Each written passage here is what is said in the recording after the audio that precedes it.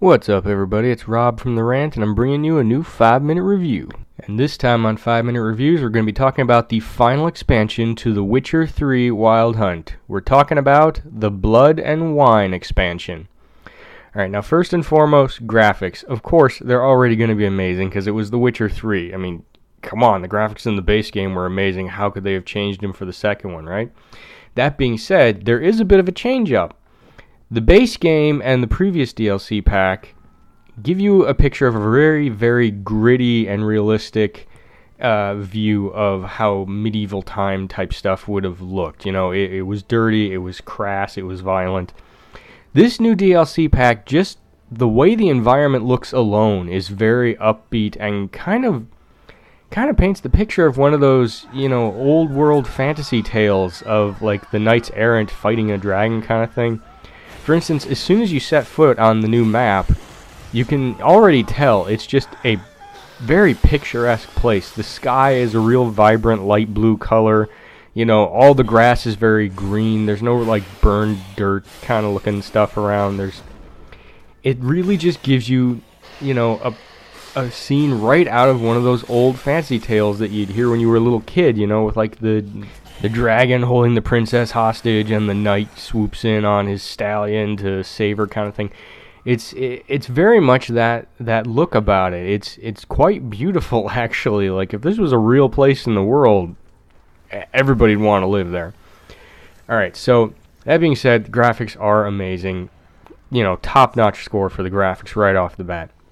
As far as gameplay goes, they really didn't change anything on the gameplay. I mean, why would they? It was perfect before.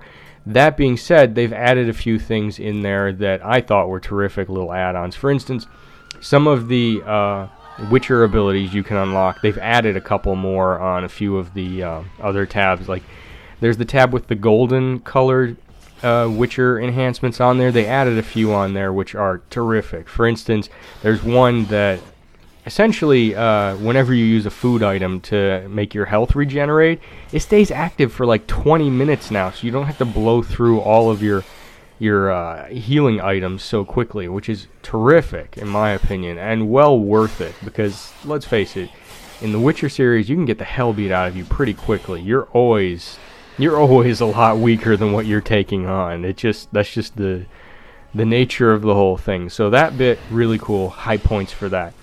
Now, they didn't leave us hanging with you know, the same old gear. They gave us the terrific option to try and find the diagrams for what is called Grandmaster level Witcher gear.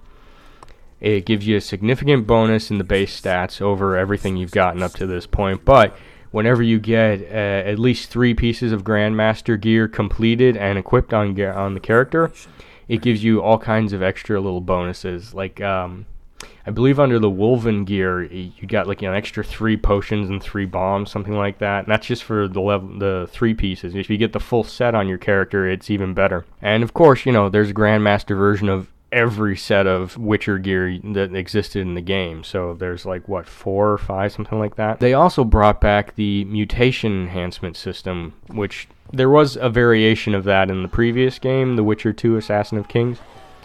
So I'm kind of glad they brought that back. It gives you a little bit of better edge in combat. It's not as easy to work with, though, unfortunately. Like, the cost of furthering enhancing the mutations is a bit higher.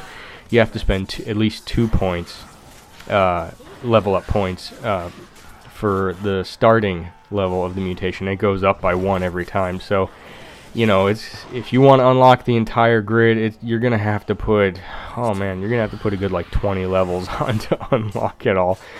Not that it's not worth it, and let's face it, thanks to the New Game Plus thing, you can totally do that. Final piece of information, the story. The story is just amazing. It really is. It's vicious with the vampires and these creatures that make Geralt seem like he's completely out of his depth when it comes to abilities. It's terrific. You really feel like you are treading in the territory of gods and you are scared. It is really impressive, and it has some of the best little cutscenes I've seen in a long time in any game series, to be honest. Like, for instance, when you finally meet the unseen elder later in the game, that scene, man, it is tense. You can tell that there is nothing you could do if this guy wants to kill you. It was perfect. And given all that information, I'm giving this a perfect score, 5 out of 5.